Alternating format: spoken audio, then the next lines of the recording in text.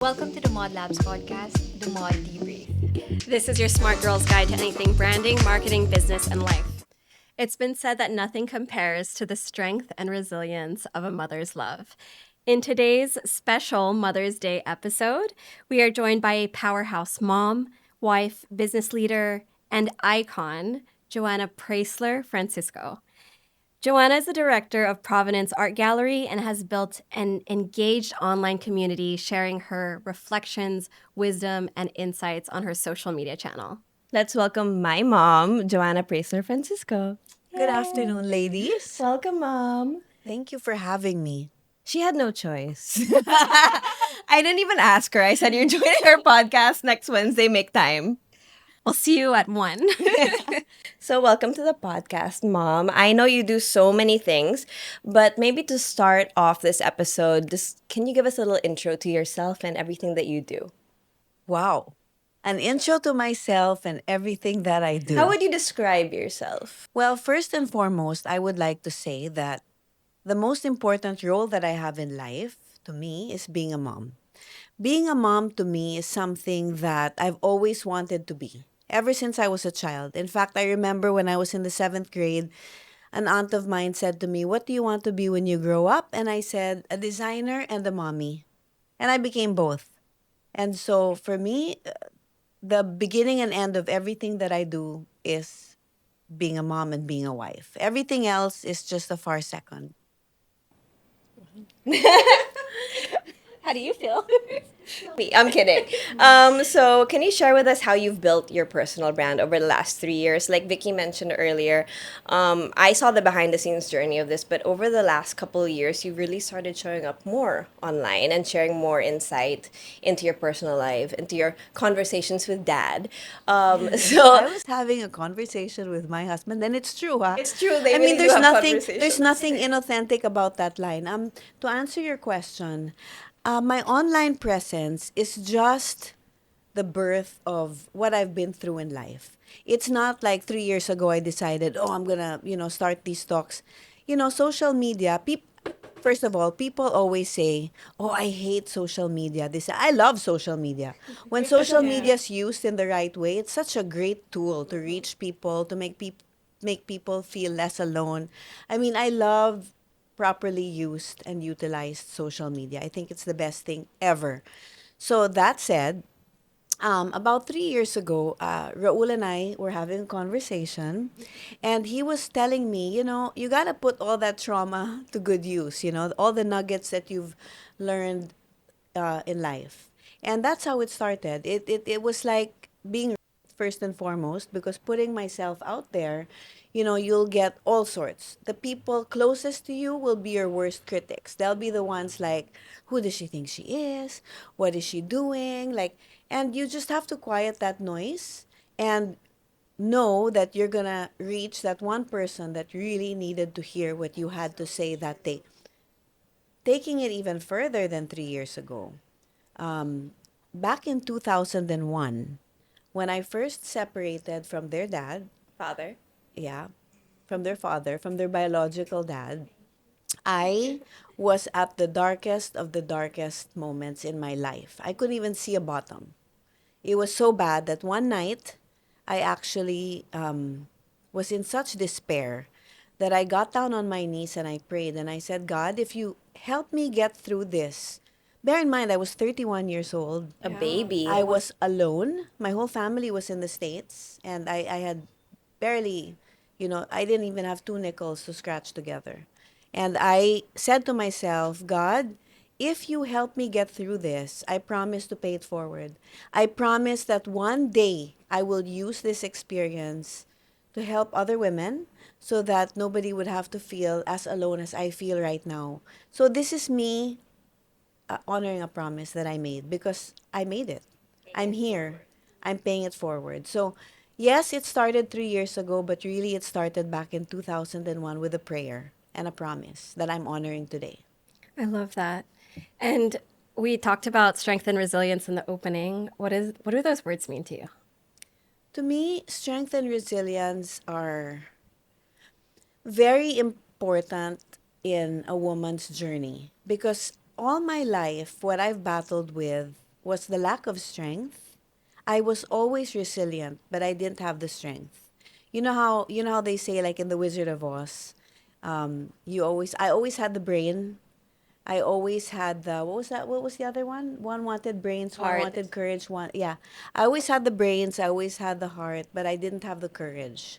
So I think that it's so important to have those components for a woman to feel worthy, for a woman to feel that she's independent, and then eventually you become comfortable in your own skin when you have strength. Resilience is your ability to bounce back. So I feel that my resilience in life has always carried me through sense of humor sometimes, through just looking at myself under a lens and really seeing what changes I need to make on myself so that I can bounce back and make my comeback better than any setback. So I want to talk about that pause, right? That pause and reflection, because a lot of people are in dark moments, but they don't understand how to get out of it. In your journey, how did you start to reflect on that? How was your mindset shift for you to be able to look at the positive things in life? You know, being a positive person is not denying the presence of sadness, of despair. I mean, it's there. But being positive is the belief that tomorrow or next week things will be better. So I think my superpower is I always believe things will be better. Like, no matter how sad, how depressed or menopausal I feel one day, no, it's real. Um, I always believe that there are better days to come. I believe in better days to come. And I think that that's what has helped me get through. The belief that, today is, am I allowed to cuss? Yeah. Yeah. Today, I literally asked the same question in the last episode. like, today may be the shittiest day. I mean, like, but I always think, you know what? Tomorrow's going to be a better day. Or, you know, in an hour, I'm gonna look back at this like shitty time and I'm gonna think, okay, I've made it to this next hour. So it's never giving up. I mean, I've reached that point of wanting to give up. I've reached that very dark point of wanting to give up. But I think of my children. I think of what what would that do to them? Like, what would that do to those nearest and dearest to me if I gave up? You have to. I watched this show where this guy was fighting for the reefs in Raja Ampat, where we went to go scuba diving. And I looked at it metaphorically because he was saying the reef was so sick that there were no sharks. And the presence of sharks signals a healthy reef. So he made it his life's work to build up the reefs. But the people in Raja Ampat didn't know anything about conservation or marine anything. So instead of showing them the despair of like dead sharks and dead reefs, he showed them the beautiful part. You have to know what you're fighting for. So I believe in that. Strong medicine, small doses, and you have to know what you're fighting for in life. You have to have a purpose. So that in your darkest moments, that's the purpose you go back to, your why. And I know it's so trite and so common to say, what's your why? But really, it's what's your why. Mine is my children. You have to find yours.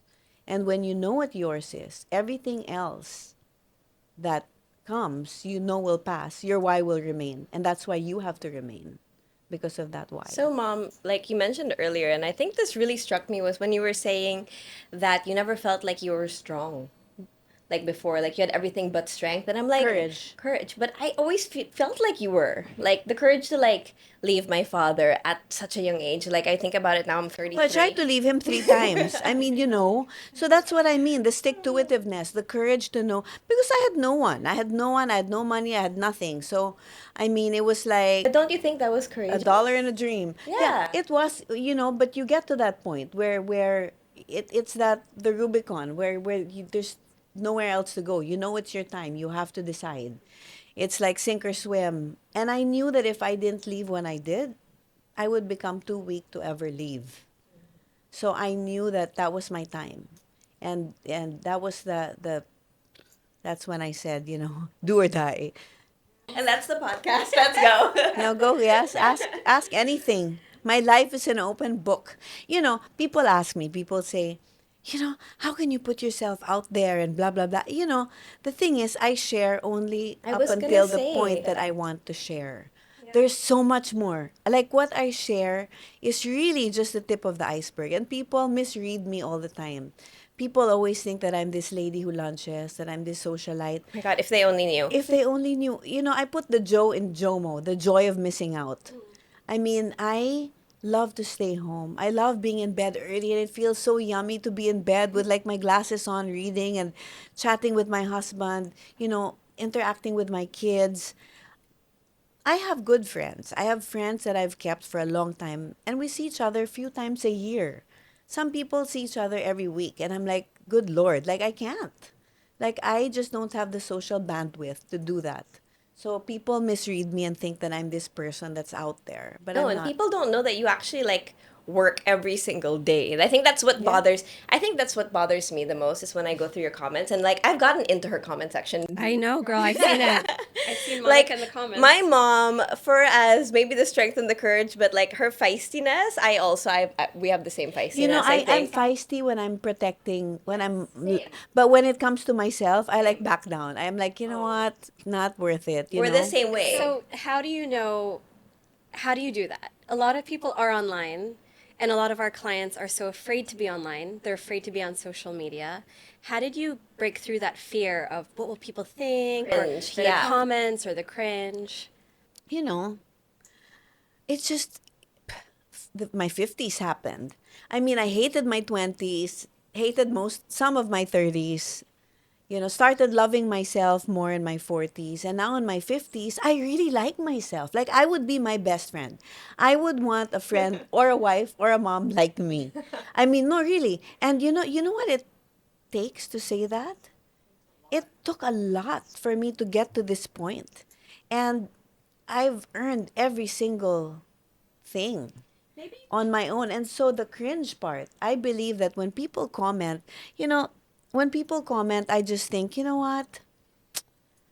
You really don't know me, and one day, life has a way of humbling you, and you're going to realize that your judgy, makjudgy ways or the comments that you make, it's going to bite you in the butt one day. One day life will have a way of teaching you.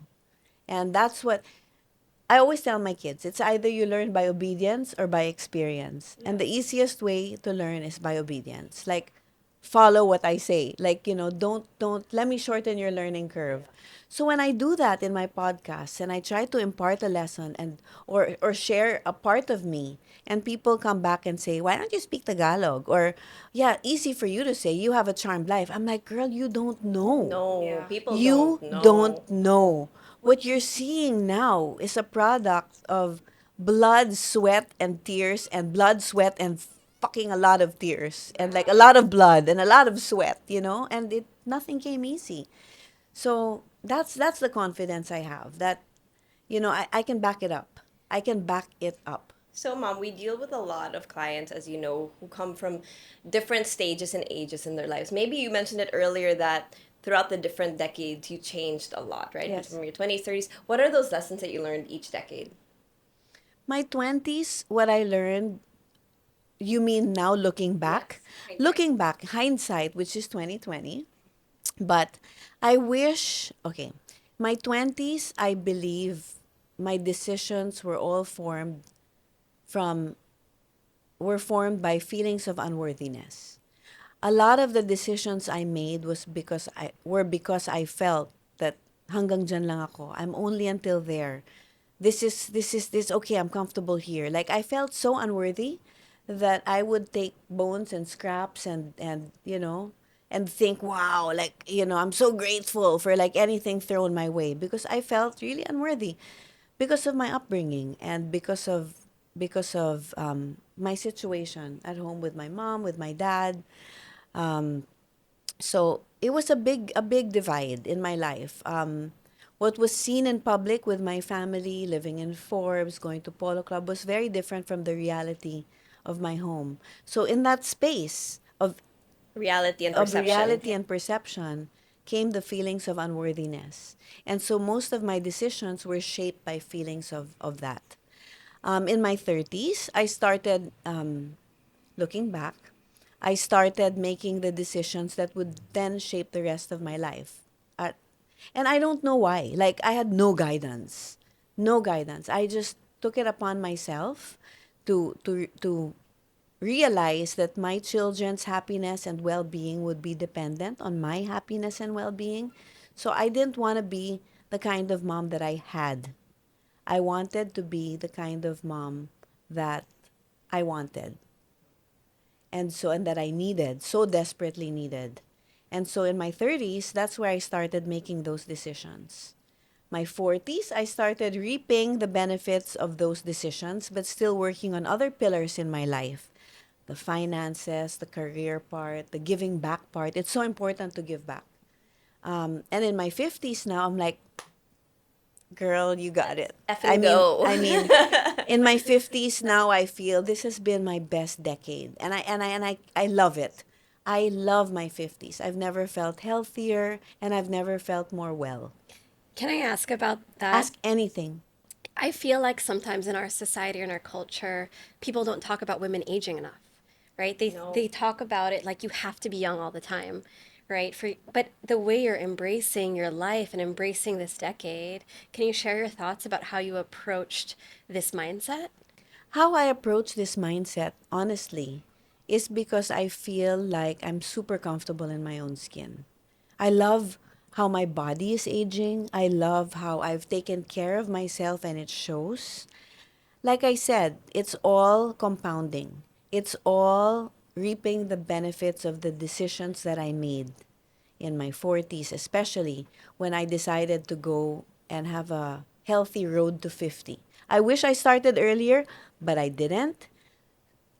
And now it doesn't matter because I started anyway. So I approached 50 as I'm going to be my fittest, my healthiest that I can be. Like I said in my IG, on my IG reels, it's my daily prayer. I would love to see my children's children. They're taking their sweet time. But I would love to see my children's children and be the kind of grandmother that I wish I had, strong.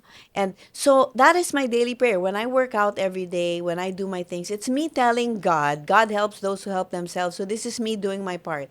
God, please do your part and grant me more years. Please, because I'm trying, really. I want to grow old. And it's not just wanting to grow old, it's how I want to grow old. I want to grow old healthy. I want to grow old productive. I want to grow old relevant in my children's lives and in the people that I can impact. So let's talk about motherhood, right? Yes. You were a mother early on in life with me. 23. And then you had Diego, my younger brother, at almost 40. Yeah, Mio, don't forget Mio at 28. Well, in between. How did motherhood change your confidence, you think, from when you had me, Mio, and Diego at such different stages in your life? Well, I think at 23, I was such a baby. I was like a baby having a baby. We grew up together, I feel. We did. Monica was very much a part of my youth. She was my childhood BFF. No, I'm kidding. Monica and I really grew up together, and I already had a concept back then of how I wanted to be as a mom. The problem was I didn't have, I didn't have, I wasn't happy. So I wasn't a happy mom. The difference with Diego. Really? Well, you know what? I was a I don't think no, so. I was a See? happy mom. I was sorry. Let me rephrase that. I wasn't a happy wife. There. Okay. Because for me, like, and when you talk about this to other people, I'm always like, that's not how I remembered it. No, I wasn't a happy wife. So I tried to do what I could to make their childhood super happy, and I think we succeeded. We were happy together, through our ups and downs. And with Diego, I was just an in love mom. I mean, like, so in love with an in love wife. I was so in love with my husband, and we finally got this beautiful child. And I was 39 when I had Diego. I would have had 8 kids if I could have, but God blessed me with 3 beautiful children. So the difference was, I guess, just me as a person, the way I grew. As a mom, I was always the same, engaged and breastfeeding and maternal. It's practically a walking breast. I mean, Oh my so God. maternal, so maternal. Okay, so what lessons do you think motherhood have brought you, through your leadership at work, your personal brand, social media? What do you think the through line is through those? I think it's that I'm what I've realized about myself is that I'm maternal by nature. I think there are people who are very unmaternal, like my mom, who was my mom, my grandmother. I mean, I come from a long line of unmaternal women, but I don't know why, but I've always had that. My friends, I'm the one that they pull into a corner and they're like whispering like their problems, and Crying to you at events, which I've yeah, seen. yeah, and I love it. I mean, I love that people. I'm a safe place. I Your love safe that. space. I love that people feel that I'm a safe place to land or to talk to. I mean, and it doesn't take from me. I mean, in fact, I love it when people come to me and talk to me. It's like a calling of sorts, and I think that that's what it carries on to even work. How I am with my staff. I mean, I can be a disciplinarian, but at the same time, I can also be super loving, and I'm a feeder. I'm like constantly feeding people and hugging people. So, It I doesn't like look that. like it, but yes, she's very much a feeder and an eater. people, people actually say that. Like, people have commented, like, Does she eat? yeah. And that's where I get defensive, honestly. I'm like, I'm there like, Monica in the comments. for real. right. We have to tell her, Monica, don't even. Like, I will block people on mine, but like when anyone tries to mess with her or my brothers or anything, I'll be like, I don't know how to segue, but here we are. Okay, Next okay, question. next Segue. question. Our next question is basically about limiting beliefs because we do talk about that Okay. in our podcast. We talk about that with our clients. There's always a limiting belief before they break through, especially around the fear of being seen or their visibility wound. When it came to you showing up on social media, being vulnerable, putting out your stories, how did you break through any limiting beliefs if you had any? or let's get more specific. What did it take for you to hit post on that first video, mom? oh gosh, I remember being so nervous because I remember. dad was the one who was my husband's an encourager. He so believes in my potential. Like, if I had a cape, he would believe that I could fly. If I had a broomstick, he would believe I could fly on that broomstick. But Just that type. dad is like, I like to think he's like a frustrated life coach because he thinks that about everybody. Like he will Not like, everybody. well, he's a great pep talker. He thinks that about everybody, not everybody. No, so what I'm saying is he thinks that of us. He sees potential. He sees potential where I see sometimes limiting beliefs. So for me, what it took was to get over the fact that people will say what they're gonna say. I guess my limiting thing would have been people's opinions, especially those closest to me. Like I said, who does she think she is? Like, she had a failed marriage, and they had 12 failed businesses before this one, and now she's giving advice. Like, I was so worried people would say that, but people didn't. And even if they did, I think at this point it wouldn't matter. I think that once you cross that fear, it's just limitless. I mean, you look back and you'll think, wow, now it's been 2 years or 3 years that I've been doing this, and I get all these DMs of people, especially women, single moms going through chemo that needed to hear that voice. And purpose will always reveal itself. I always tell my kids, purpose will always reveal itself. You may not know it yet as you're doing it, but later on you'll see why you did it. It's looking back. And I get all that. As you were building your career and your personal brand, did you ever struggle with imposter syndrome? No. I never had Next imposter question. syndrome because for me, I believe I've worked really fucking hard and I deserve everything that comes my way. Now, I'm not saying it's going to come back quick. There are times that I have to be patient, there are times that you have to wait, but I believe that everything comes at its right time. So whether that's financial, whether that's, respect, accolades, whatever, you will get whatever you put out into the universe, you're gonna get back. Sometimes 10 times over, sometimes you have to wait, but it's gonna come back. No, you've always taught me invest in good karma. I never had imposter syndrome. I struggled with feelings of unworthiness But once I got over that, I feel that I am worthy.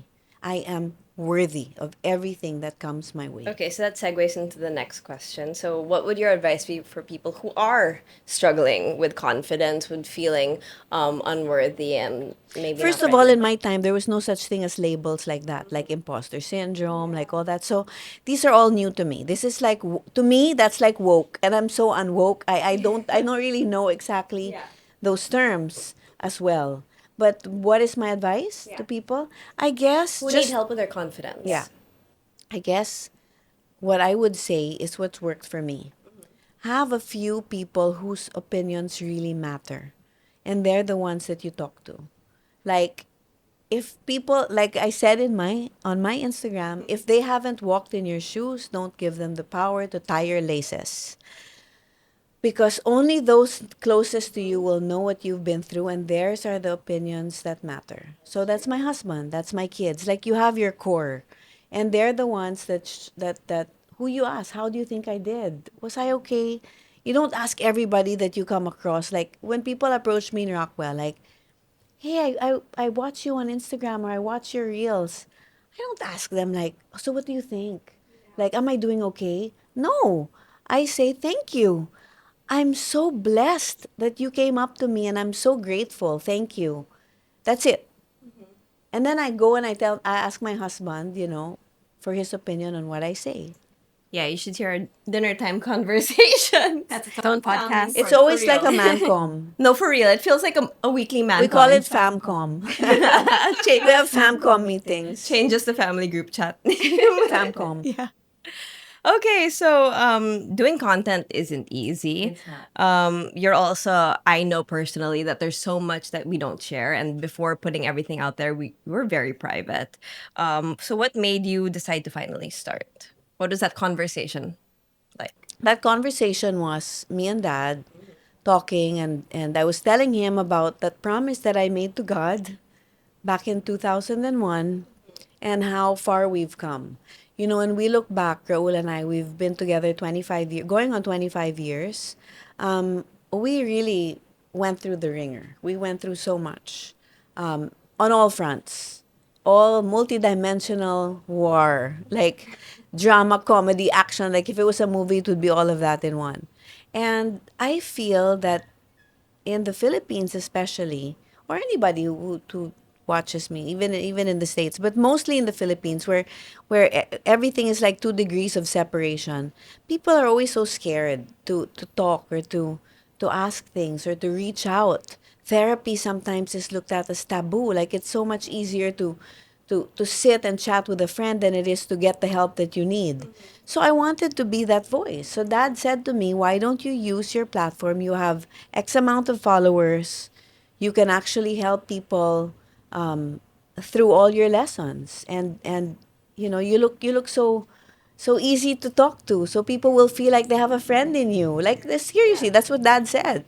I can And I hear. was I'm like, laughing because I can hear him in my he head. was like, you have such a friendly face. Like, you can do this. So I'm like, okay, I'll try. Like, I always want, as I get older, as I become more irrelevant in certain things in my life, like, let's say, with having fashion boutiques, because now there's fast fashion, there's Zara, there's so many things.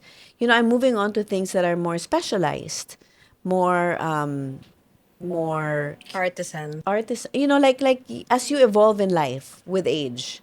So this was part of my evolution.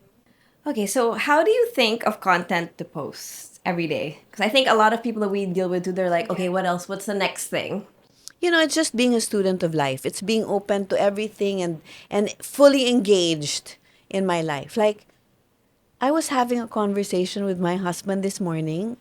Is my beginning. And it's really true. When I record those things, it's really something that we talked about. Or I've said I was having a conversation with my daughter. And it's true. Like, if I talk about this, in the podcast, it's really authentic. So I guess it's just, if people struggle with real life content, Yeah.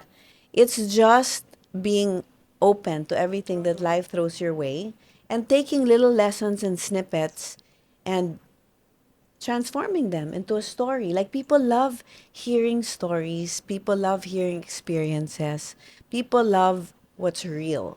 human-made fashion, human-made stories, human-made experiences. That's what matters now. Okay, how did that journey start and how did you incorporate that into your everyday life? Because a lot of people have busy schedules and sometimes they forget about it. But in terms of systems, how did you instill it into your life?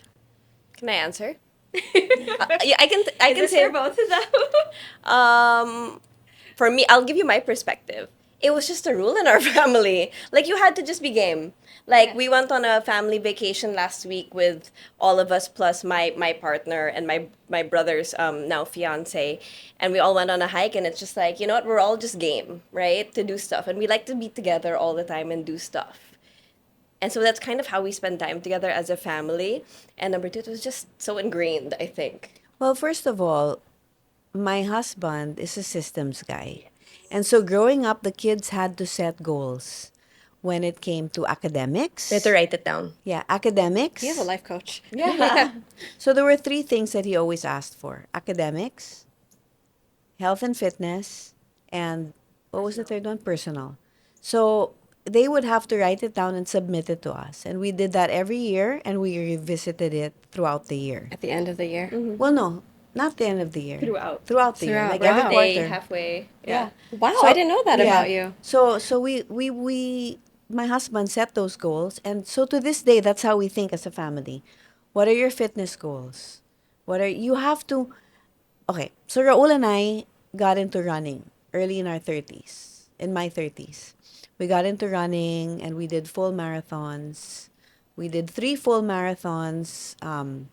We did, gosh, maybe 2 dozen half marathons. We did lots of 16Ks, 10Ks. And then I always felt that I had the endurance, but not the strength. So when I turned 47, I was turning 48, I think, I got really sick. I mean, like, we're talking very, very sick. I was in the hospital, and I asked my brother-in-law, who's a really respected doctor, I said to him, Randy, can I die? And he said, I'll be honest with you right now, it can go either way. And that's when something clicked in my head, and I said, I have to up my fitness. And it sometimes realization comes when it's too late, but I was given another chance. So I didn't want to wait for it to be too late. I feel that being fit and being healthy and having that structure in my life has helped me get through menopause, has helped me get through all the challenging things that life has thrown my way. Because when you work on your body, your mind follows. The Stoics say that. I told you that during our hike. We said this said that. in our other podcast that we recorded earlier today. I said the same thing. I told you that as we were going through the last steep hill in our hike, Oh, I and I said, was there. Marcus Aurelius, I said, the Stoics, they say, when you put your body through rigor, your mind will follow. And so I really believe that my focus, my confidence, everything starts and ends with how I begin my day. How do I begin my day? Exercise.